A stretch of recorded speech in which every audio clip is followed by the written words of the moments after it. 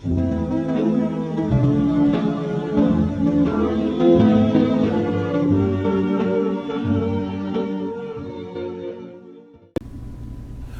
back to the Retro Horror Academy. My name is Daniel Richardson, and today we're going to be looking at the year in horror, 1939. Not just that year, we're closing out the 30s. My God. And horror's back. It's back in a big way, too. So, without any further ado, let's get right into it. You know how we do things here. We got 8 horror films that we're going to be ranking, awarding, the Skull Awards to the top 3. We also have 2 inductees into the Horror Hall of Fame. So, as I mentioned, it's a new year, but we just went through 2 years with no horror films. Universal, at this point, would re-release Dracula and Frankenstein. Try to get a little bit more money out of them, but it was very successful, and so people were clamoring for more horror, and so that would actually kind of kickstart a new cycle in horror, and it would start with Son of Frankenstein. So let's get into it. Let's talk about our 2 inductees that are going into the Horror Hall of Fame. First up, we got T. Hayes Hunter. He was a silent movie era director and producer. Very busy. Did a lot of horror stuff. The things that you guys may know him for on this show would be The Crimson Stain Mystery and one of my personal favorites, The Ghoul. Again, just for being a pioneer in the era of horror, it's enough to get this guy in. And like I said, doing one of my favorite films, The Ghoul. Hey, that's another mark right there. So, Mr. Hayes, Mr. Hunter, Hayes Hunter, enjoy your spot in the Horror Hall of Fame. And the other guy, Wagner Fritz Arno. Mostly credited as F.A. Wagner, however his full name was Wagner Fritz Arno. He was a cinematographer. This guy was actually considered to be one of the best German cinematographers between the 20s and 30s. His work was unparalleled, not just in the world of horror, but just in cinema in general. He played a very key role in the German expressionistic, easy for me to say, movement there. When everybody was doing, Gothic, German expressionistic type stuff, this is one of the guys, one of the people on the front lines making that, happen. And he has been said by his peers and people since then that he literally kind of excelled the portrayal of horror and the look of it. Of course, one of his movies he did was Warning Shadows, but we would know him here at the Retro Horror Academy and on this show for doing films, being a cinematographer on films such as Destiny and, of course, Nosferatu. And both films look amazing. So I think he's our first cinematographer that's getting into the Horror Hall of Fame, and it's well deserved. So F.A. Wagner, come aboard. Welcome to the Horror Hall of Fame. So guys, without any further ado, I think I said that already like twice now. Sorry, that's my thing. I'll grab a hold of one sentence or phrase or word, and I'll just run it into the ground. We have 8 horror films. We're going to rank them right now. We're going to kick things off with number 8, Torture Ship. We got a mad scientist. That's going to be kind of a theme this year. A lot of mad scientists going on. A mad scientist has a ship, and aboard this ship, he has a lot of criminals that he has, kind of captured, and he's doing experiments on them. This thing, when it came out, a lot of people praised the acting of this thing. However, they just kind of said that everything else just felt very mediocre, just down the middle. The story, according to the critics, nothing, that we haven't already seen before, and, the way it plays out, again, according to the critics, was just kind of, meh. I'm going to disagree. Honestly, I like this movie. I thought it was, really good. It took me a minute to kind of figure out what the fuck was going on, because I'm always the first to admit, that I don't look at these movies ahead of time. I don't research these movies, before I watch them. There's a good handful that I've seen before. Me and the Academy will sit down and rewatch them and give them ready to rank. But there's also a good handful that I just never watch, and I don't want to know about them going into it. I want to go into it blind. And I will admit, this one, kind of I was like trying to figure out what the hell's going on for the first, I say 15, 20 minutes. But it finally does kind of all fall into place, and I thought it was good. And honestly, I thought it was a decent story. Like, everybody kept kind of going about how mediocre it was. And I don't get that from this at all. I thought that, the performances were good. I agree with critics on that one, but I thought the story was good. I thought, the direction was good. It was a good story. I will say this year, kind of spoiler alerts, for me personally, and I'm not speaking for the Academy, this is just Daniel Richardson, the spokesman of the Academy. Nothing was great as far as like horror films from 1939, but there was a lot of good. Like, there was no bad, in my opinion. I thought everything was just kind of decent, solid, And so, Torture Ship, I don't get the hate for this thing. Like I said, I like the idea, I like the confines of the ship itself, the mutiny. Again, I guess really the only thing is as I'm watching it, I don't see the mad scientist as a mad scientist. And it's kind of weird how they play it, because they try to play it off like he's dark and mysterious, and then his nephew, who he even did some experimenting on, kind of leads a revolt, and he teams up with the other criminals that's on the ship. But then, like, the criminals kind of do their own thing, and then in the end we find out, like, well, the mad scientist wasn't mad after all, and his methods work. And so it's just kind of, I don't know. And that could be a good misdirect, I suppose, but I didn't get that when I was watching it. Like, as I was watching it, I'm just like, let this man do his work. Like, what the hell? I don't know. And I mean, it'd be the only complaint I'd have about this. I just thought, that kind of played. And then they try to add a little too much comedy. There's a guy on there who, I don't know, I think he was like a janitor / barber. No, he wasn't a barber, because that one criminal guy was a barber. Anyway, but he goes to the barber, that's what it was. But, he's like a janitor type guy on there. And, like, toward the end, he's just goofy. And, like, at one point, like, after the movie's done, he's about to jump overboard with his life jacket. He's like, I'll just swim the rest of the way, because this has been too crazy. And everyone just laughs. And I'm like, are they going to let this guy jump? Like, is he really going to jump? I don't know. But I'm not going to fault him for that, But anyways, Torture Ship. IMDb gave this movie a 3.5. That's crazy.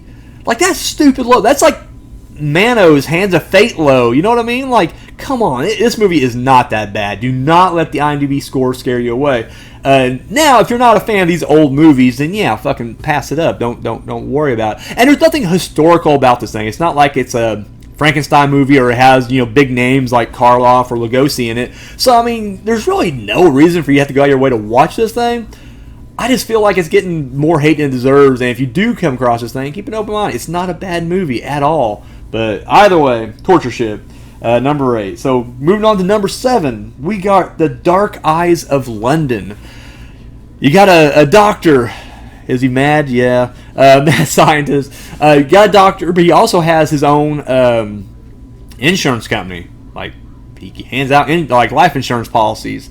And he also works at the local House of the Blind. However, there's a guy who resides at this House of the Blind, kind of a monster of a man, who is knocking off these people who have life insurance policies. So, this movie, should mention, it's British, and it's also known as The Human Monster when it was released here in America. Interesting footnote about the production of this movie actually is, and I mentioned this earlier in an earlier episode, but this is the decade that we finally get the word horror, and where that derived from was because in Britain they kind of had their own rating system at that time, and one of the ratings that it would hand out would be the H. The H would stand for horrific, for public exhibition. And I didn't realize this, because I assumed that was just like a regular rating they gave all the horror films, but apparently everyone tried to avoid that. It was almost like an X rating here in America, and so people never pushed their film that far in Britain to get that H rating. And so this was actually the first film and last to ever get the dreaded H.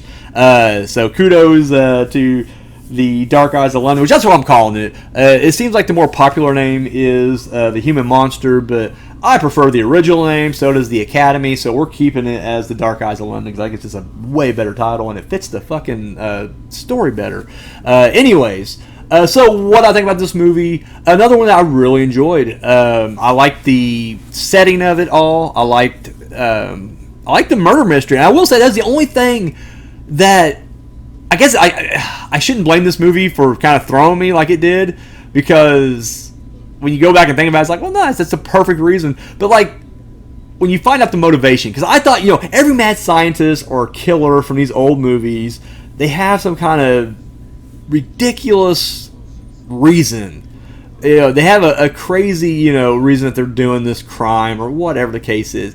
And this one, I kept waiting for him to have like this big speech where he's going to be like, you want to know why I'm, doing this? Because, spoiler alert, if you haven't seen it, skip ahead, 15, 20 seconds or whatever. But basically, that's his whole scheme is you find out that he's actually...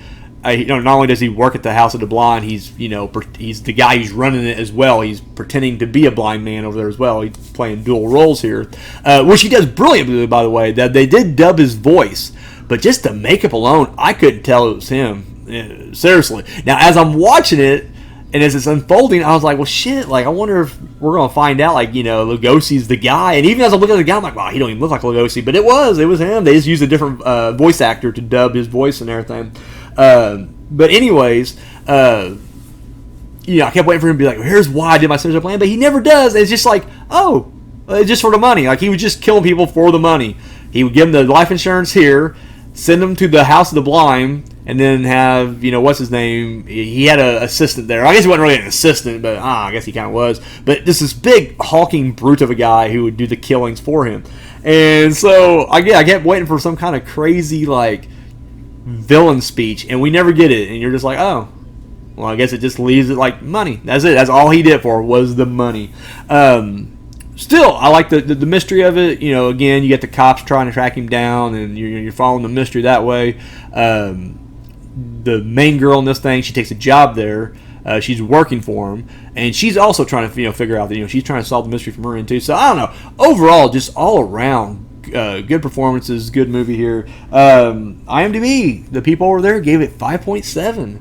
I guess not people at the IMDb, but people, the users that vote on IMDb. 5.7. Again, that seems like kind of low on this thing. I don't know, my opinion, but I really enjoyed Dark Eyes of London.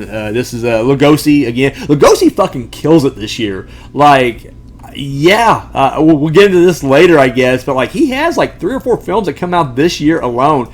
And he fucking home runs it each time. So, I don't know. Good year for Bela Lugosi and a good year for horror. So, yeah, Dark Eyes of London, number 7. Taking a drink. We're not professional here at the Academy, I'm sorry. So, at number 6, we got The Man They Could Not Hang. So, the basic plot here is you got a doctor who... the authorities don't agree with his methods. He's doing some radical stuff, He's deemed mad, another mad scientist. And he had a volunteer who, wanted to do this procedure. However, during the procedure, the man dies. And so Boris Karloff, who plays the mad scientist, the doctor, he is sentenced to death by hanging. If he can only figure a way to somehow survive the hanging, he will go on to exact revenge on every single person that helped put him away. So this is another... this is a movie that kind of kicked off its own cycle. We talked about, Son of Frankenstein earlier, kind of, kickstarting horror and the Universal horror films. This would actually kickstart a Mad Doctor cycle over at Columbia Pictures with Boris Karloff, and he would go on to do 4 more films. 3 of them were like strictly horror, and then like one of them was more of a comedy, I guess. But he would do 4 more films playing a mad scientist of, some sort for Columbia Pictures, and I won't just list them off here because we'll hit them up. We'll get there. So, but yeah, the only thing I'll talk about before I get into like my review of this movie is it's just funny because the radical procedure that this guy's doing is essentially just a heart transplant, and it's just funny to think like in 1939 this was considered science fiction almost, and then it would be again, I don't know my history, guys. I don't try to pretend to be smart, but I think I read somewhere like it was like in the 60s, late 60s, when the first heart transplant took place. So it's like, again, it's just funny because, I don't know, I'm a big fan of Batman, and it's kind of the same thing. Like, all his gadgets that he had in the early comics was considered fantastical. and far-fetched, and just give it a few more years, and it's like, nope, all that shit he had back then was like stuff that we would eventually get. Maybe not then, but it's come around. So I don't know. Again, this is another movie I really liked. I thought Boris Karloff did really good in this. Karloff can't miss. Honestly, he's like Lugosi, and I'm not just jumping on that hype train because they're considered horror icons. They earn the icon status for a reason, and I think every episode that I do, and with each episode, both those guys do like 2 or 3 movies at least a year. It seems like, and they kill it every single time. And again, regardless of what you think about the movie, that's fine. You don't like the movie, but you cannot deny how good these guys are. Just putting the effort, the work into this thing. This one reminds me a lot of, I know I'm jumping ahead a lot, so I'm not saying this took anything from this movie, clearly. If anything, it's quite the reversal. It reminds me a lot of, the Abominable Dr. Fives, just in the sense that, you got a guy who's kind of wrongly accused, because that's the thing, the guy volunteers to go under, and the procedure, he has to bring him to death. And then he's going to switch his heart out with this kind of, the best way I can say it's like a mechanical heart. It's not really made out of metal or anything. It's different stuff, but it's basically like it's an artificial heart. However, this dude's fucking fiance, this cunt of a fiance, literally, like, she starts whining, like, don't do it. She's the one that runs to the cops because they're doing an illegal procedure.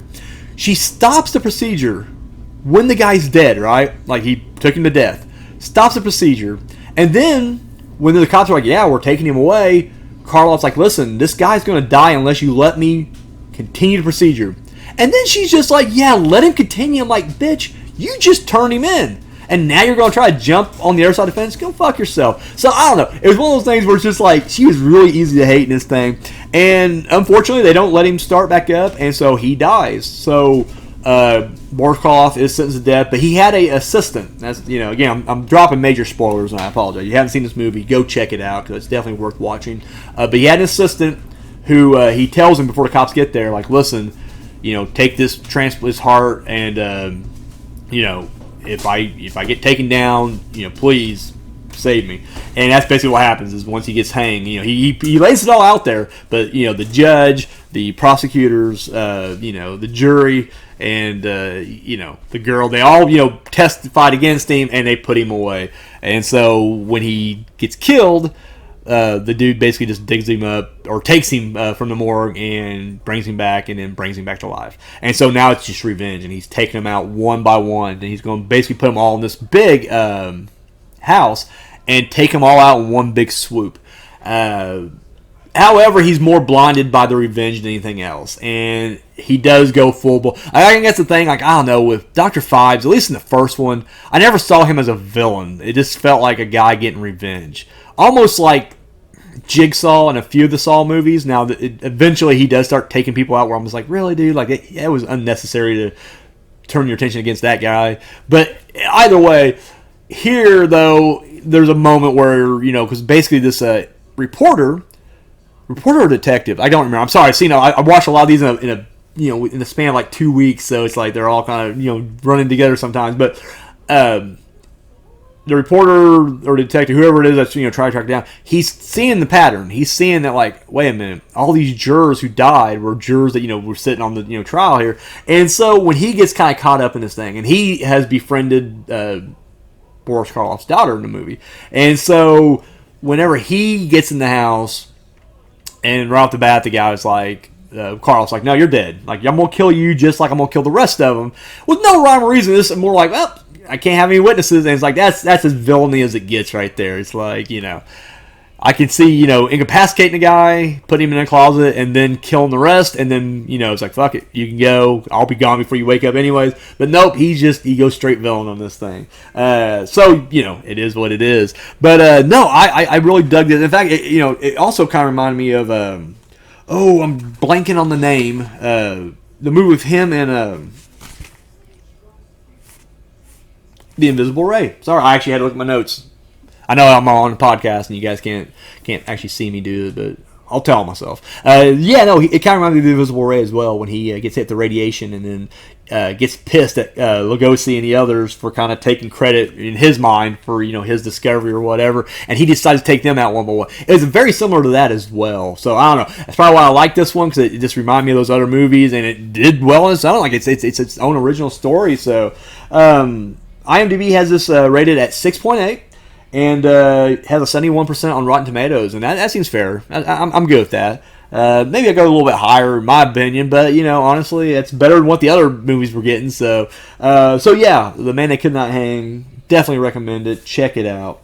Moving right along now, number 5, we have Sweeney Todd, the Demon Barber of Fleet Street. This movie, it's kind of okay. So I gotta apologize on behalf of the Academy. This movie was actually released in 1936, and so if you hear that, you're like freaking out. No, that's the case. Because our rule of thumb here at the Academy right now is whatever home country the movie's released in, or America, whichever one kind of comes out. That's the year we always kind of put it in, or whichever one comes first. And so, like a lot of times these foreign films will, more often than not, they get released in their home country. Obviously, there's only been a couple of cases where a movie was made and it didn't open up in its home country, and it was America was the first place aside from its home country it got to release, and it maybe came out like a year later, 2 years later, and so we just put it with the year that you got the American release. And I think that's what happened here, because honestly it just got kind of fallen through the cracks, but it got its release in 36. This should have been on the 1936 list and podcasts and all that stuff. However, we don't want to gloss over it, and since it got an American release, we just kind of made the exception, and so we put it in 39. So anyways, the story here is we got a barber on Fleet Street in modern day, and he's basically telling the story about Sweeney Todd, and the guy who just excuse me, murdered people for money. So this thing's British. I should mention that. This is actually the third version of Sweeney Todd. How we didn't cover the other ones, I'm not sure what the reason was for not covering the other ones, but there was a version in 1926 and again in 1928. So kind of a gap between the 28 one and this one, over a decade. When this thing came out, it's kind of funny because it got really good reviews over in Britain. However, here in America, when it came out, it got crapped on. Now, as time has passed and people have gone back and rewatched this stuff, it gets a lot more love now.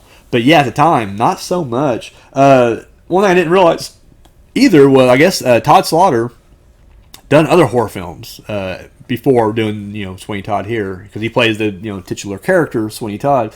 So here in America, he was known as the Horror Man of Europe, which I never heard of that. So I don't know if there's, again, and I didn't look up his biography, but it's like, we haven't touched this guy yet. So must be either films that were lost or stuff that just kind of got under the radar and we just glossed over. So I apologize to Mr. Todd Slaughter for that. However, it is what it is. What I think about this movie, I liked it. I thought it was good. It's one of those things where it's like, I never knew about Sweeney Todd at all.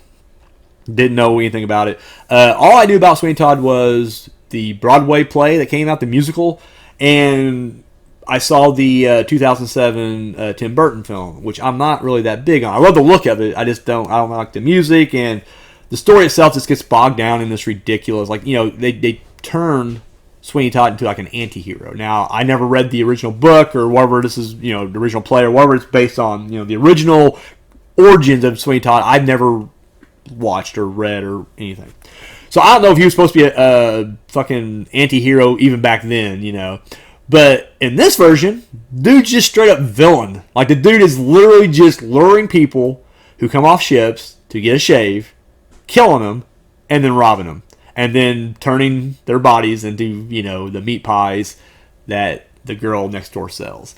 And here they have, again, they try to force a love story. Not necessarily from Sweeney Todd's perspective, but I forget her name already. I'll just say Helena Bonham Carter, because who played her in the 2007 version. But, she, Mrs. Lovett, maybe? Lovett's Meat Pies? Yeah, that sounds about right. Miss Lovett. So Miss Lovett, was in the 2007 version, is crushing hard on Sweeney Todd, which, who wouldn't? It's Johnny Depp. I get it. But here, it's like, no, they don't like each other at all. It's like they're almost like they're doing a crime. They got, it's two parts of the crime.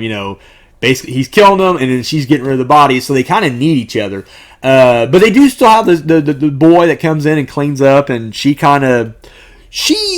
is more motherly and sympathetic to this kid than he is. Like, he's a straight up dick. And you find out that he's already gone through like 8 kids already. Like, he's killed children. It's pretty fucking brutal. And that's, in the reviews too, I didn't mention this, but like, they were even talking about how dark this movie gets. And I was just like, holy shit. And it's not like, Texas Chainsaw brutal, so don't, be watching this and start complaining like, hey, you guys said it. No, I'm just saying for its time, and again, I've been watching all these movies from this era. Yeah, that's pretty, you didn't get a whole lot of, we're killing kids, and, they're putting them in the pies. Like, how else are they getting rid of them? So it's like, yeah, kids getting eaten over in London. Fucking crazy. So I like that. Now, if I'm being honest, like, which is the better made film? Well, yeah, the 2007 Tim Burton movie is the better film. Johnny Depp is awesome. So, I mean, Helena Bonham Carter, awesome. The look, because it has that Tim Burton Gothic style, is awesome. I just don't like the music. And honestly, I just don't like that it's a fucking love story. Now, here's a love story here, too. But it doesn't really involve Sweeney Todd, or at least, well, I guess it kind of does. He basically, towards the end, he's trying to move in, but he's the bad guy. So it's not like he's been wronged and he's trying to get justice. Like, no, the dude's just a straight-up villain who's blackmailing people.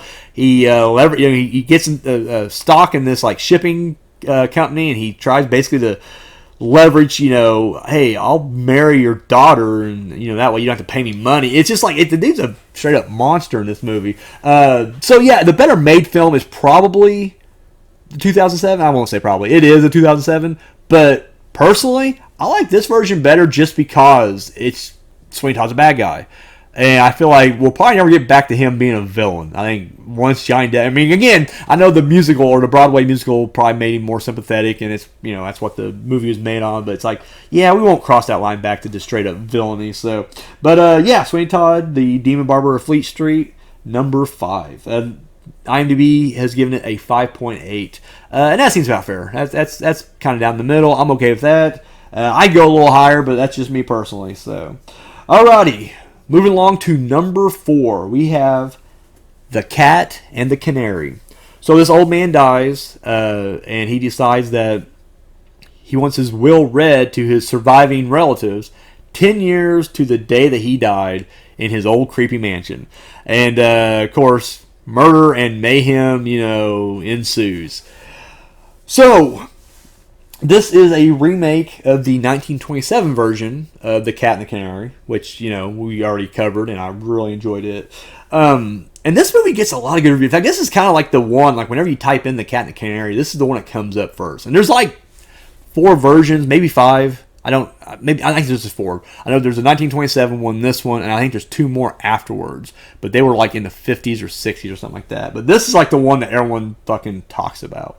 And I think, clearly you got a bigger star in Bob Hope as, your main character or whatever. When this thing came out, it was a huge success. It got really good reviews, made tons of money. The biggest thing about success was that it was so good that they decided to repair the leads. So you had Bob Hope, and I believe her name was Paulette Goddard. Why do I not write these notes down? Anyways, I have my folder of like the past episodes and the rankings and stuff like that.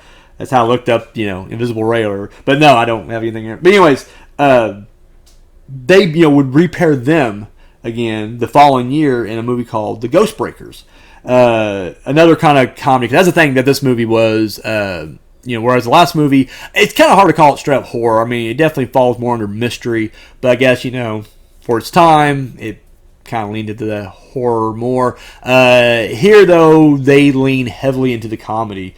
Even though a lot of the reviews would kind of praise the horror aspect of it. So, I guess we'll meet in the middle. We'll call it a horror comedy. For me personally, I don't know. I've never seen a Bob Hope movie. I've never seen him on shows or anything like that. Like, he's one of those names I've always heard.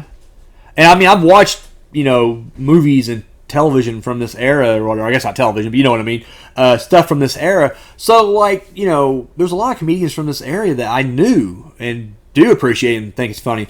But for whatever reason, and I'm not blaming Bob Hope, because clearly it wasn't, he didn't write this. It's just, someone wrote the script for him. But I just didn't think he was that funny. Like, there was other characters in other movies coming up that we'll talk about that I thought was funnier. Now, I don't think they were known comedians. I think they were just, given little slightly comedic roles or whatever. But, like, I don't know. I just thought Bob Hope tried too hard here. Or, I don't know, the jokes just didn't land for me. And that's just me personally.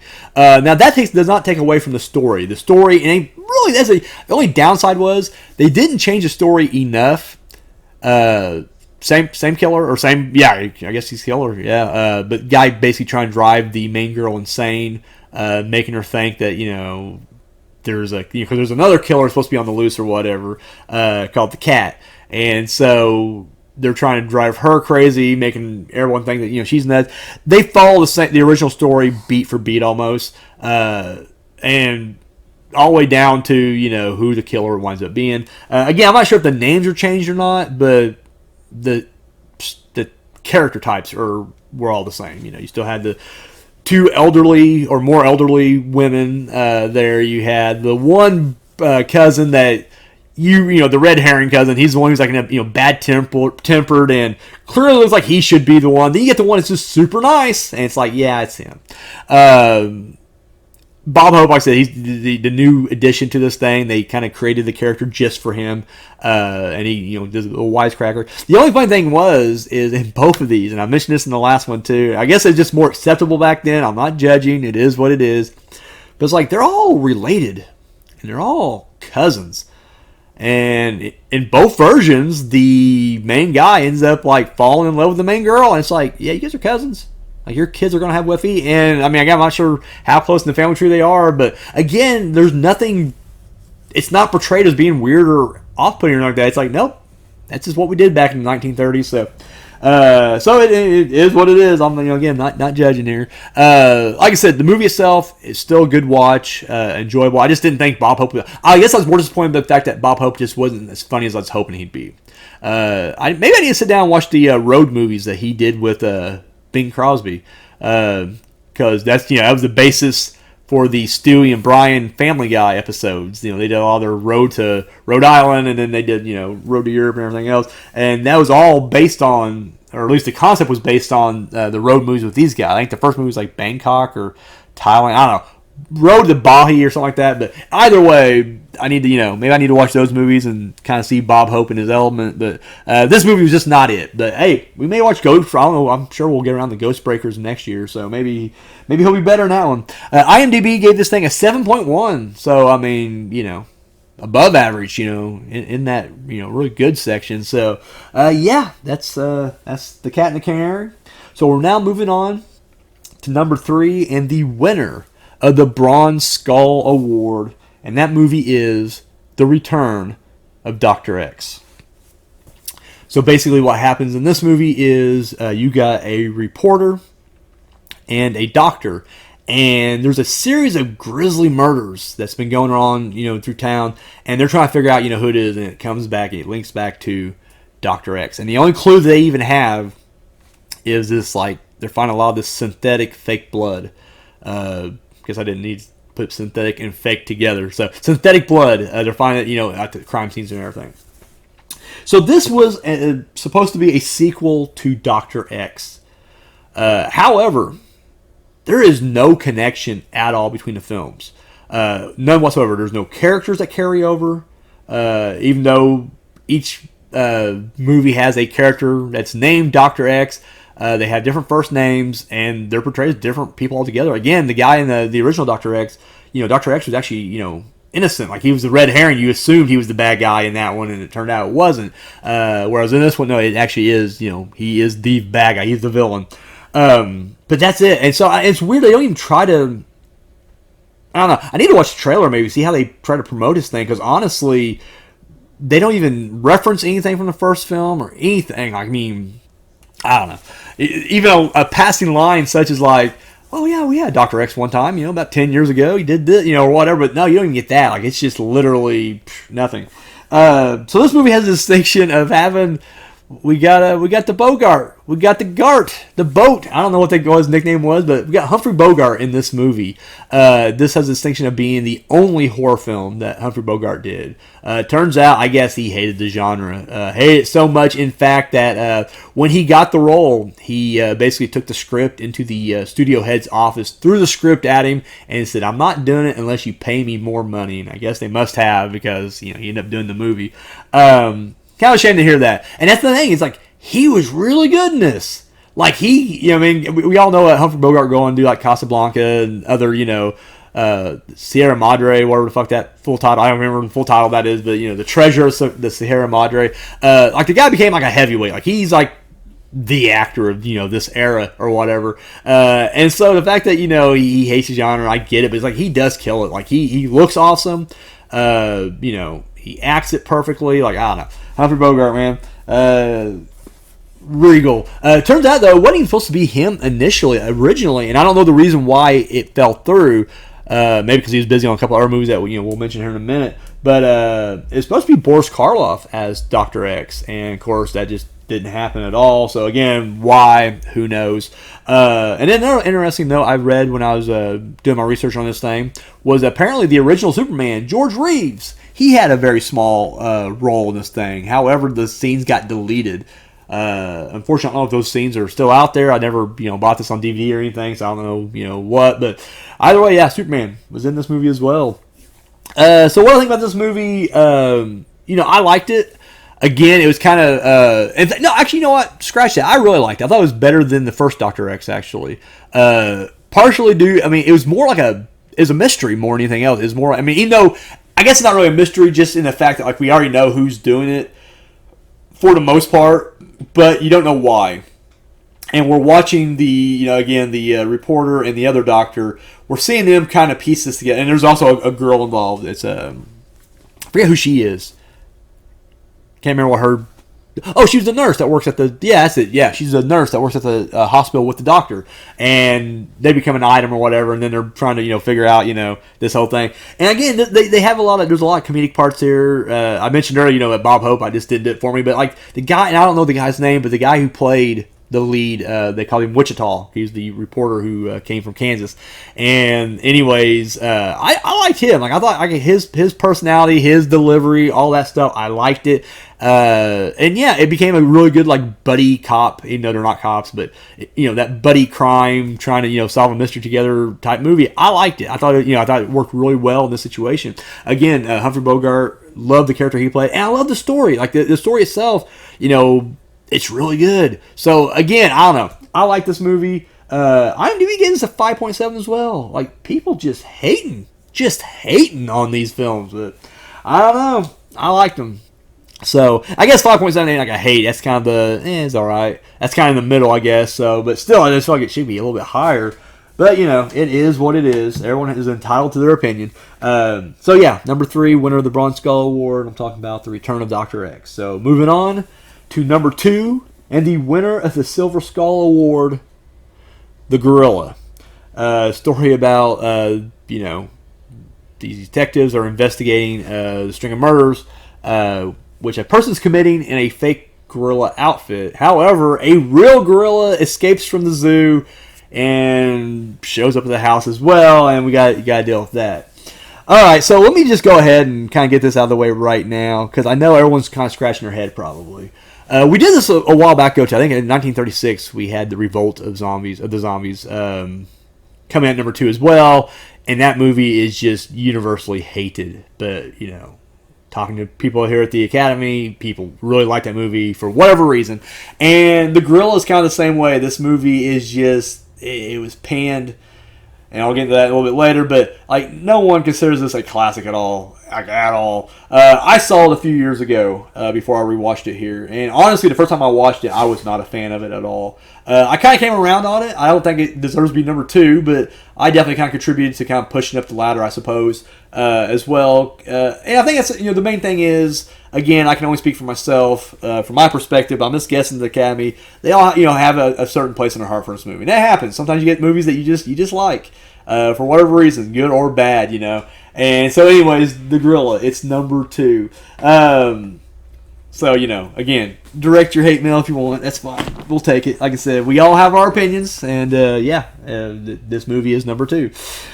So, originally, they wanted Peter Lorre for the role of the butler. But, and again, I'm not sure exactly why it fell through, but I'm just going to assume he had other things to do. Or, just didn't think the movie was good and whatever. But he didn't do it. So they brought in Bela Lugosi, and he ends up playing the butler in this film right here. The Ritz Brothers, interesting comedy group there. I think they were kind of like a second-rate Marx Brothers. I've honestly never heard of these guys until I watched this one movie. I think there's other films they have done, but nothing anybody's talking about, at least not in the circles I run in. So this is the only Ritz Brothers movie I know about. But it turns out that they had like a vaudeville act and they did like traveling comedies like that. Very much what the Marx Brothers did, except Marx Brothers was good and funny and brought their shit to the stage and then eventually to the big screen and was a huge hit. And these guys just weren't. They're not bad. I mean, it's I don't know. The comedy gets a little grating after a while. We'll say that. Like, they should literally not be leading the movie. They should be comic relief, side characters, not the leads. But, it is what it is. Kind of interesting story going into this, though. Before this movie started, now there's I read 2 different things here. And so I kind of feel like it's kind of a mixture of both in a way. It's just the timing of one, kind of coincides with the other. But the Ritz Brothers, their fathers, there's 3 of them. Their father died shortly before production, and so they took time off for the funeral and just took time off because hey, your father just died. However, it delayed production. I guess it's in the contract; they couldn't do that. And so when the day showed up to start filming, they were nowhere to be found. And of course, Fox was pissed. So Fox straight up sued them and everything. Now I couldn't find out if that lawsuit went anywhere, or if they actually ended up winning, or whatever the case was. The Ritz Brothers did come back, and they, obviously shot the film. But I also read that, like, the Ritz Brothers thought they were kind of above this film, and they didn't want to have to do another, as a quote, B movie, which I think is kind of risky. I'm like, you guys are B. That's being generous. You guys are more like C, D list, even for back then. Clearly, Marx Brothers knockoff. So it's like, really, you're going to really get shitty about being in a quote-unquote B movie here? I don't know. It is what it is. But anyways, this movie got panned. It got shit on completely. Really bad reviews all around. People talking about how, they just weren't funny, referring to the Ritz Brothers. Also, no one liked... what's her name? Patsy Kelly.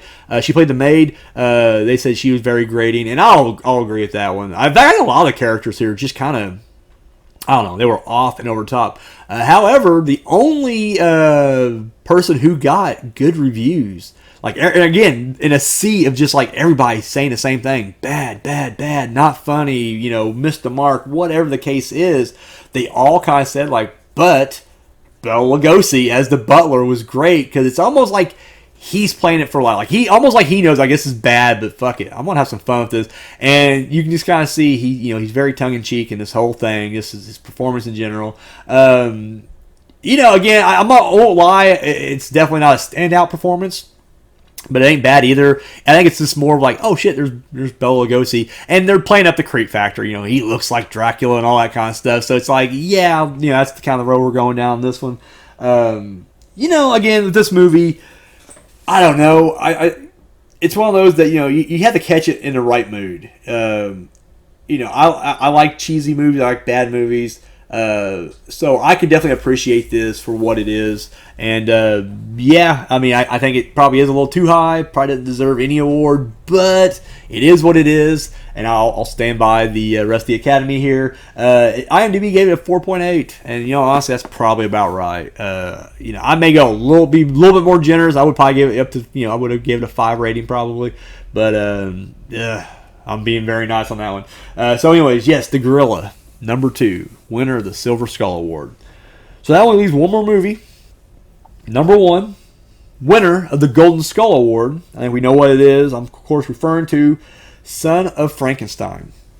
So years after, all the chaos that happened in Frankenstein, or I guess Bride as well, for whatever reason, whenever I was younger, I'm going off topic, I'm sorry, I'll wrap it up quickly, but I always kind of exclude Bride of Frankenstein because they don't really ever talk about it in this one. It's almost like they just go from Frankenstein to this movie. It's almost like Bride gets kind of left out, even though Bride's considered by many to be the better film. In fact, it's my favorite of the Frankenstein series in general as well, much like everyone else. But it seems like in this one, it's just almost like, I don't know, it gets kind of left out. So, I don't know, it's just easy for me to kind of be like, oh yeah, since the events of the first film, but it is what it is. Anyways, but you know, the name of, you know, Dr. Frankenstein and his monster, you know, it's not a good thing in that village. And so the son of Frankenstein shows up, and of course, obviously, no one wants him there, you know. However, he ends up coming across this grave robber who survived a hanging. Talk about the man that could not hang, right? But he survived the hanging, and he knows, because again, this monster has been laying dormant for years, thought to be dead, and he know, you know, the grave robber knows exactly where it's at, and so with Frankenstein, he kind of convinces him to help bring him back. The new Frankenstein, sorry, Wolf von Frankenstein, awesome fucking name. So him and Wolf decide to bring back the monster, but Wolf's intentions are less like, oh, I'm, you know, going to unlock the secret's life. It's more about just trying to restore his family's name, and if he can just somehow prove, like, hey, if I can bring the monster back and rehabilitate him and actually, you know, do what my father was trying to do, then we, you know, God, would it be his father though? Because like I feel like wasn't the original Frankenstein set like in fucking horse and buggy days? And like I said, I wasn't too far removed. I just feel like we're definitely, this is modern setting, this is cars and stuff. So wouldn't it be like his great grandfather or some shit? I don't know. It doesn't matter. Anyways, this is but anyways, his father. Well, we're gonna say his father. Just for the sake of argument, we're gonna say it's his father. So anyway, he's wanting to, you know, restore his name. So, you know, that's where that comes from right there. So like I said before, this was made after the re-release of Frankenstein and Dracula, and once those movies did really well and the public interest in horror kind of rose again, they quickly jumped on this and put this in production.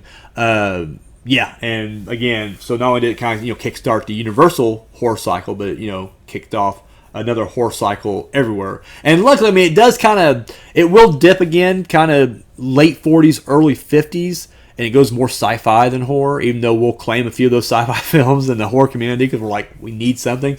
But yeah, it does kind of, you know, keep it going again, and it, you know, it would never die out completely, I don't think. I could be wrong. I don't know. I haven't done my research. We haven't gotten to the 40s just yet, so who knows? Maybe there's a couple years ahead that we got nothing either. But to my knowledge, you know, this, you know, it kind of stays up on its legs, and then of course is off and running once the Hammer films will, you know, kind of revive it, you know, in the 50s. So anyways, this movie from the get-go had production problems. The director did not like the script. He would hold up production, do constant rewrites. In fact, as they're filming, they're rewriting on the set like minutes before they're on shoot and everything. So the actors didn't even know like what was going to happen, you know, scene to scene or whatever. They went over budget ridiculously. Bad weather was another thing that kind of, you know, halted production. So I mean, it was just kind of bad all around on this thing. Initially, Peter Lorre was going to be much like in the Gorilla. He was supposed to get a role in this one. I don't know if he was going to play the Frankenstein or if he's going to play Igor. He turned it down, though. It had to be Igor, I guess, because he turned it down because he was like, he didn't want to play another villain. He just played a villain in this last movie, and so he wanted to kind of break it up, and, you know, he didn't want to play another baddie, as he put it. So anyways, he turned it down. Also, Claude Rains at one point was, I guess, supposed to be in contention, or he was considered. Maybe he, you know, didn't want to do it either, but he was supposed to play the role of Wolf. However, when he turned it down, or whatever happened, Basil Rathbone, who's probably best known as Sherlock Holmes to most people, but he has his foot in horror. Even though the guy hated horror, he's another one like Bogart, who, even though Basil Rathbone would be in more horror films, yeah, he was never a fan of the genre. Again, kind of hate to hear that, but anyway, but he would end up playing, you know, Wolf in this thing right here. Of course, Boris Karloff comes back as the monster. This would be his last, I believe, the last one he would play in the movies. I know he would do it for a couple TV shows, and he did it for like a baseball game, I think someone said. But this is the last time he did it. But, you know, he was getting older. His body was, you know, breaking down on him. And I think it was just more of the having to carry around this heavy outfit costume he's wearing, lots of layers. On top of that, excuse me, on top of that, 4 hours in a makeup chair, with Jack Pierce doing his legendary work on him. And so anyways, this would be the last one he was done. And of course, he would go on and say, I don't think he ever claimed that was the reason, although a lot of people speculated. For him, he just said there was nothing else he can do with the monster. He said he felt like the monster was now playing second fiddle, which, I'll get to in a minute, but it does kind of feel like that's kind of the case. Like, they try to put a lot more drama about the Frankenstein family, and yeah, it wouldn't be until maybe the Monster Mash movies that we would kind of focus, again, solely on the monster. But here he just felt like, what else can I do, and of course, the other big horror, I should mention Lionel Atwill. He plays the inspector in this movie. Again, he's another one of those guys, solid fucking hand. He's a good actor. But I think he just kind of overshadowed a lot because, from this era, when you talk about horror films, you're talking about Lugosi, you're talking, about Karloff, but you don't really ever talk about, Lionel Atwill, which is, again, a bit unfortunate. But he does really good in this movie. I really like him in this. And then, of course, Bela Lugosi, again, comes back. And his story is very unique. Now, I've heard Karloff tells a different version of this, and other people have said other things, but it seems like the story I hear the most when it comes into connection with this movie is that basically what it was is, like, his character wasn't even in the movie, in the original script. But then when they wrote in the hunchback assistant Igor, when they write the character in, it was only a small part. But the director felt really bad for Bela Lugosi because Universal was completely screwing him at this point. They were lowballing him every chance they got. And that's why, he did so... I mean, because, Karloff did a lot of low-budget ones too, but, like, Lugosi was hitting, like, the B studios and C's, independent stuff. Like, he was hitting all these places and not getting paid much at all. And then when they would bring him into Universal, they'd, pay him, so little.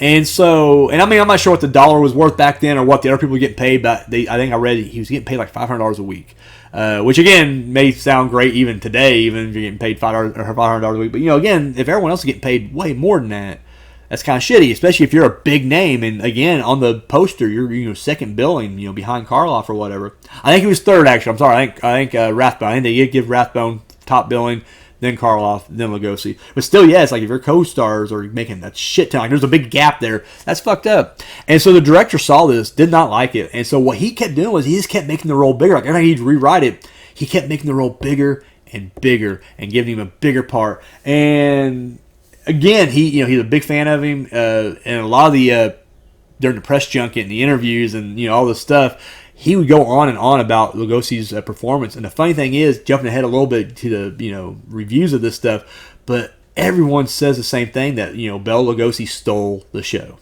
A lot of people say that he, in a rare turn, because a lot of people always kind of favor Karloff, it feels like, over Lugosi, but like in a rare turn, it's like he, overshadowed and, kind of outshined Karloff in this movie, which, again, some people have speculated like maybe another reason that Karloff was done with the monster, because he's thinking, I'm getting outshined by the assistant, what the fuck, So, anyways, and then it kind of goes, it's funny too, because, when we think of the Frankenstein, Dr. Frankenstein, the monster, we always think about the hunchback assistant. We always think of, Igor. That's the one that we talk about. That's the one that, penetrated pop culture. No one talks about Fritz. Anytime you see any kind of cartoon spoof or parody or movie parody, like I slipped and said Igor earlier, it's always Igor. Like, that's the one we always think about, And so, again, it goes to show you just how brilliant, and I'm using that word in its proper sense, how brilliant Bela Lugosi was. I mean, he turned it up. He put on his working boots. Studio didn't want him. They underpaid him. The director gave him the opportunity, and he overdid it, man. He overperformed, and he killed it. So, there you go, right there. This movie was initially going to be shot in color. And, again, I hear a lot of different reasons why it wasn't, but the most popular one seems to be that it just didn't look good. Or it looked too whatever. And it probably would cost more money, I think. And again, this movie already went over budget, so I guess that's probably another big reason I would assume. However, there was a documentary that came out back in '96. I saw the DVD in the 2000s. It's called 100 Years of Horror. And they go, again, it's just a whole, it's like a 12-part series or some shit, but it does all these different. It dives into all the subgenres and whatever. It's every aspect of horror almost. And anyway, but there was footage on there of him in the makeup, and I read that this is colorized, and this was the footage that was supposed to be the test footage from this movie. You can find it on RDVC. I'm sure I had the box set for Frankenstein, and I don't remember distinctly, but I'm sure the documentaries they had on there also included this or whatever. But yeah, for whatever reason, they just didn't like the way it looked, and that was kind of the end of that right there. Yeah, so when this thing comes out to killer reviews, a lot of became the highest grossing horror film at that time. So that's a huge accomplishment right there. Like, boom, in the world of horror, Son of Frankenstein kicks it up a notch and keeps going with it. So it became the highest grossing thing. Good reviews. And as I mentioned, with the success of this movie, Universal would then go full force. And so we started seeing more mummy movies. We started seeing, we already the Wolfman. We already had one werewolf movie with the Werewolves of London, but more werewolf movies. Started doing the Monster Mash movies. We start throwing them together. So, like, full steam ahead, Universal is back into the horror game. And as I mentioned before, all the other studios start picking it up too and doing, they followed suit. So, this thing, the current reviews are still pretty good. In fact, a lot of people will kind of say that it's a trilogy, that this was like the last good Frankenstein movie, and then the rest of them kind of become subpar or whatever. Now, I'll disagree to a certain degree. I think they were kind of just churning them out after this, but I enjoy them. It's like Friday the 13th, you keep cranking them out. I'll keep watching them, so maybe from a film perspective or, technique and all that stuff, maybe these are the three. However, it does seem like a lot of reviews today blast this movie because James Wells didn't direct. I think it's kind of bullshit. I think this looks just as good. I think it flows just as good. I think I don't think there's anything wrong with the direction in this thing at all. Could have been a little bit more gothic, I guess, or had a little bit more atmosphere like the previous two. But it has enough atmosphere. Like, it wasn't overdoing it, So I don't know. I think people are kind of wrong on that. That's just my opinion. Turns out this is actually one of Christopher Lee's favorite films too. And when I read that, I kind of popped. I was like, oh, that's fucking cool. Definitely like that. So anyways, when this thing came out too, I think it also kind of helped. Universal released this on Friday the 13th. Like, they knew what they were doing. They were just like, oh yeah, spooky movie, spooky day. Let's do this thing right here. This movie also had a lot of stuff that would get recycled from it. Biggest instance I kept reading about was the scene where the monster sees Igor's dead body, and he lets out like this guttural fucking scream, this primal scream. This would be reused. I didn't catch it. It would be reused 3 more times. And once in this film. So when he falls into the sulfur pits at the end of the movie, that's a scream you hear. Again, I didn't catch it, but I was like, that's crazy. And then in 2 more future films, The Spider Woman and I believe it was House of Frankenstein, the scream comes back. That's used in the soundtrack. Also, the music would get reused in this thing too. Like, and I don't have the instances here, but they would use different clips and segments of the score and put it in other Universal films. So Universal, they don't mind stealing from themselves, so it's all good. IMDb gave this movie a 7.1. Rotten Tomatoes gave it a 95%. So I mean, critics and fans like it alike. For me personally, I'm kind of in the middle on this thing. I think I liked it more the first time I watched it, and then kind of going back to it, I was just kind of like, I shouldn't say because honestly, it's better than I just don't. I don't know. I think it's. I love for what it did and everything. I love the story, the connection. I think the thing that kind of irked me this time is just kind of how it just feels like it's too much of its own standalone movie, and I feel like you're part 3, even though they kind of gloss over him not even having a bride or him again he was learning to talk in the last movie, and they just kind of gloss over that. However, we do kind of get the beginning of like the Frankenstein monster becoming more like Jason Voorhees. Like every movie at the end, they kill him in a crazy way. Like he gets thrown in a sulfur pit, but he comes back in the next one. I love that aspect of it. Frankenstein's monster became my favorite Universal monster for that reason. He was like a modern or a 1930s, 40s version of Jason Voorhees. So I really like that. I guess you can say Jason is like the modern day Frankenstein then. But overall, I think that this movie. definitely deserves his place amongst the horror pantheon. We get a great performance out of Lugosi. Like I said, it's not bad. I don't know. I don't know if I put it number one though. I definitely would have dropped it a little bit. I think Karloff does better in other movies. I think he did better in the Man That Cannot Hang previously. And for me personally, I think Lugosi did better earlier. I think everyone's kind of hitting this role, and I'm like, no, he's done brilliant before. I just feel like this is the more well known that he's done because Universal, it's the biggest one. It's the highest grossing horror film at that time or whatever. So, anyways. Definitely check it out. It's worth it. So that's it for that. So let me go ahead and do a quick recap of what we've done so far. In the Horror Hall of Fame, we got T. Hayes Hunter and Wagner Fritz Arno. And then at number 8, Torture Ship. Number 7, The Dark Eyes of London. Number 6, The Man They Could Not Hang. Number 5, Sweeney Todd, The Demon Barber of Fleet Street. Number 4, The Cat and the Canary. Number 3, and winner of the Bronze Skull Award, The Return of Dr. X. At number 2, winner of the Silver Skull Award, The Gorilla. And number 1, and winner of the Golden Skull Award, Son of Frankenstein. So guys, thank you for joining me for another look back at the classic era of horror. We move on to the 40s now. So yeah, guys, this has been 1939. On behalf of the Retro Horror Academy, my name is Daniel Richardson, and you're dismissed.